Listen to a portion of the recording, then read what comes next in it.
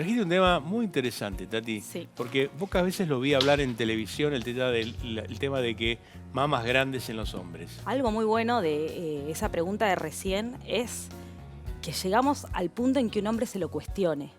Está ¿Puedo buenísimo. tener cáncer de mama? Digamos, eso habla de la evolución que logramos en la patología mamaria.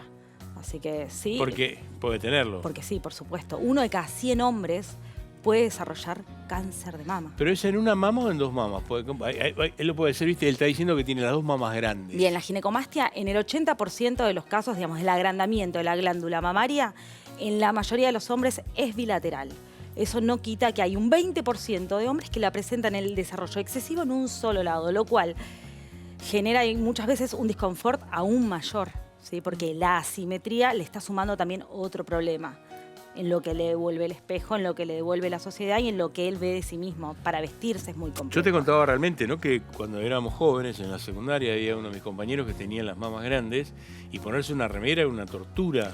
Es que sí, a ver, lo que uno tiene que entender es que, que esta patología, porque es una patología en sí mismo, ya es difícil para el que la transita. Imaginemos si a eso le sumamos la condena social, que gracias a Dios hoy casi se está erradicando, donde el bullying pasó a tener un protagonismo tan grande que hace que ya nos cuidemos de lo que decimos y cuidemos cuando escuchamos que se le dice algo a alguien. Pero bueno, la realidad es que muchos hombres durante toda su vida, principalmente en los años pasados, fueron víctimas también de, de este tipo de agresiones, donde ya de por sí para ellos mismos ya significaba un problema. ¿Sí? Entonces lo que lograban era que el problema sea aún mayor. ¿Sí? ¿Por qué crecen? Bien. Hay diferentes causas, acá hablamos de lo que llaman causas fisiológicas. ¿Qué fisiológicas? Que acompañan el crecimiento. Cuando los niños nacen, habitualmente tienen un desarrollo pequeño de los senos y eso se debe al pasaje de estrógenos de la madre durante el embarazo. Entonces los bebés durante las primeras semanas de vida pueden tener este agrandamiento mamario. ¿Qué es lo importante de esto? Que nos ayuda a entender por qué las mamas se agrandan. Por los estrógenos. Son las hormonas femeninas que obviamente durante la vida intrauterina el bebé está en contacto con las hormonas maternas. Es una forma de ginecomastia muy transitoria, pero bueno, estaba bueno mencionarla porque tiene una explicación. Después llegamos a la pubertad. Sí, la pubertad es como la edad bisagra. Los adolescentes. Los adolescentes. Generalmente esta fase puberal en los hombres se da entre los 12 a los 14 años y suele, en el pico hormonal, en ese estallido, aparecer una ginecomastia. ¿Qué tema para los adolescentes? Terrible. Sí, además de todos los cambios, donde el cuerpo empieza a masculinizarse, el hecho de tener una ginecomastia va un poco en contra de esa lectura y de su esperado. Y acá empieza el primer impacto emocional. ¿Qué tenemos que saber? Que la ginecomastia puberal a menudo es reversible. ¿Sí? Es importante esto, si vos tenés un adolescente que tiene mamas grandes, lo que está diciendo a ti es que esto puede revertir, que no te preocupes, que puede revertir. Sí, generalmente después del pico del desarrollo hay 12, 14, 18 meses donde nosotros vemos que eso empieza como a retrogradar, ¿sí? Empieza como a normalizarse, porque muchas veces lo que sucede es que las mamas crecieron más rápido que el resto del cuerpo. Claro. Entonces después el crecimiento continúa y todo se armoniza. Y luego tenemos la fase senil, donde esto sí es más habitual encontrarnos en el día a día, donde vemos hombres a partir de los 45 años que empiezan a desarrollar un aumento mamario. ¿A qué se debe este aumento? Si bien hay un tenor hormonal, principalmente dado a la baja de testosterona, que va decreyendo un poco la producción de hormona masculina, también hay un aumento de la distribución de la adiposidad en las mamas, donde esto no es una ginecomastia real, sino más bien es una lipomastia. Son unas mamas llenas de grasa. Con alto contenido graso. ¿Sí? Y ahí, si baja de peso, ¿sabés si se retrograda? Se baja de peso y las mamas pueden disminuir de tamaño, no obstante, no es un tejido graso puro, es mezcla de un tejido graso con un tejido glandular. ¿Qué quiero decir? Que a veces es reticente a la baja de peso. ¿Sí? No responde al descenso de peso como puede responder el resto del organismo. Y después llegamos a la causa idiopática, que es el famoso porque sí. No, porque tiene sí. causa. Perfecto, no tenemos causa, pero para nosotros decir, esta ginecomastia es porque sí, tenemos que haber descartado anteriormente todas las posibles causas patológicas. Vos sabés que vos estás en casa y decís, bueno, estamos hablando de mamas de hombres. Mamas de hombres. Pocas veces en la televisión, nunca lo vi en la televisión argentina, que se hable de mamas de hombres. La realidad es que es importante. ¿Existe el cáncer de mama en hombres? Sí, existe. 1 en 100, dijo ella. Sí, que no es poco. No es poco, pero No es existe. poco. Así que hay que estar atento a bultos, a tamaños. Y vamos a hablar un poco de vista, desde un punto de vista estético, pero también desde un punto de vista de todo de salud. Pero que prevenir un cáncer de mama en hombres es realmente importante. Sí, sí. A ver, se trata del contorno corporal. Es lo que un hombre espera que le devuelva el espejo de una manera saludable y armónica con el resto de sus estructuras. No se trata de cómo me veo lindo, me veo feo. No es algo estético, Vení, sino más vamos bien atrás, es que una se te ve cuestión de bien. confort. Vamos atrás. Atrás. Vamos a seguir las placas acá, ahí. Bien. Acá. Ahí la tenés, fíjate. Después, causas que son patológicas. Causas patológicas. A ver, ¿qué puede andar mal que en nosotros genere un agrandamiento mamario? Bueno, tenemos las causas hormonales. Como bien dijimos, las hormonas pueden ser no solamente las hormonas que determinan el sexo, digamos, las hormonas, los estrógenos o la testosterona, sino trastornos en su producción o enfermedades tan frecuentes como la tiroides. Tanto el hiper como el hipotiroidismo Mirá vos. pueden contribuir a un aumento de las mamas. Después tenemos causas sistémicas, enfermedades renales, enfermedades hepáticas, enfermedades gonadales de los propios órganos sexuales Los que pueden... testiculares. Claro. Por eso todo paciente, cuando se lo está evaluando por una ginecomastia, se lo evalúa de forma conjunta con una ecografía testicular. ¿Sabés qué me llama te repreguntaría lo siguiente? ¿Cuándo es una mama grande? Cuando le moleste.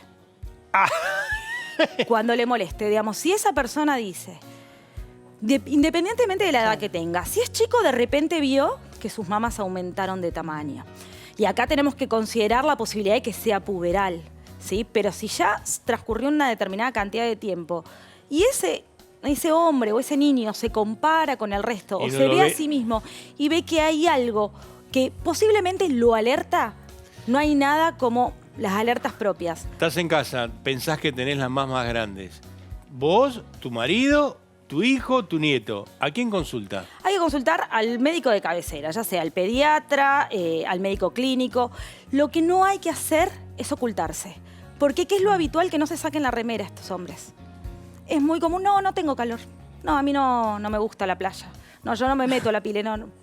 Entonces, que es súper válido, ¿sí? Pero tenemos que saber que esto no es algo que nosotros podamos evitar. También un poco te discrimina porque pues, es ginecomastia, es mujer y mama, ¿no? La asociación. O sea que tendría que haber un término para el hombre. Claro, es como una mama ginecológica, es una mama femenina, Claro. es la feminización de un tórax. Es la feminización de un hombre, digamos. Claro. A ver, lo que nosotros tenemos que conseguir con esto es, primero, alertar. ¿Puede haber causas patológicas que conduzcan al desarrollo de una ginecomastia? Sí, son las menos. Pero ese porcentaje muy pequeñito, para el que le toca es el 100%. Ahora hay lo que ha pasado en los últimos años, yo hace 20 años en la medicina no lo veía, que es el tema del cambio de sexo y la hormonización. Exactamente, bueno, esto es un... Un día lo tenemos a tocar. Es un terreno muy ya no tenemos grande. tiempo, pero es un gran tema ese, ¿no? Es un terreno muy grande donde todavía se necesitan mucho más estudios metodológicamente válidos para determinar cuál es el seguimiento que tienen que tener estos pacientes. A ver, para ponerlo en claro, esto se trata de la feminización del tórax. Digamos, son pacientes que están en una transición hacia el género deseado, para lo cual toman hormonas femeninas. O sea, que a mí como médico grande ya, no viejo, grande, me cuesta un poco entender un poco el concepto de hormonización y la edad que pueden decidirlo, ¿no? No hay edad para la decisión, hay simplemente una sensación de bienestar en un determinado género y hay un equipo multidisciplinario. Te saqué de tema, te pido disculpas. No, pero me parece que digamos, cuando uno feminiza un tórax, lo está transformando en una ginecomastia. Entonces, la lectura es perfecta, digamos, es justamente eso lo que hacemos. Cuando uno busca feminizar un tórax, lo que está haciendo es oponerse a la testosterona, digamos, con antiandrógenos, es oponerse a las hormonas masculinas y aportar estrógenos, aportar hormonas femeninas y lograr esa hiperplasia, esa hipertrofia mamaria, ese botoncito mamario que todos los hombres tienen a nivel retroareolar, hacerlo crecer a su máxima potencia y de esa manera generar una ginecomastia hormonal, ¿sí? Entonces es completamente válido. ¿Qué es lo importante acá? Que esos pacientes tienen que tener un control mamario con un régimen de screening igual que la mujer. Es importante lo que me está diciendo porque yo no lo sabía y tal vez vos no. O sea que si vos sos un hombre que querés tener mamas grandes y yo te hago una hormonización...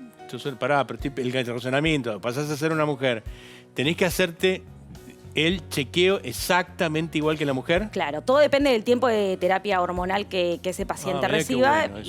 Pero datazo, bueno, claro, justamente acá todavía faltan, como dije, un montón de estudios multidisciplinarios que nos permitan determinar cuál es el seguimiento estricto de estos pacientes. Maroto, nos quedó este tema, perdón, pero nos quedó un tema muy importante. Es grande, sí. Es muy grande, muy grande. Pero la realidad lo merecen, sí. Sí, lo merecen porque, vuelvo a repetir para entender, soy hombre, me siento mujer, quiero tener mamas, me hormonizo y tengo que ir al ginecólogo.